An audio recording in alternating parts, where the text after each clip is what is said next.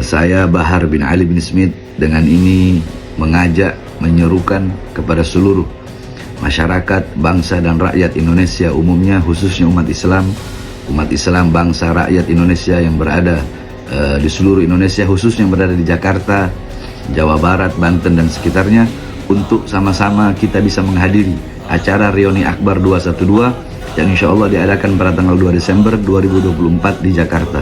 212 adalah simbol perjuangan, simbol persatuan, simbol perlawanan terhadap ketidakadilan, terhadap kezaliman dan terhadap kemungkaran.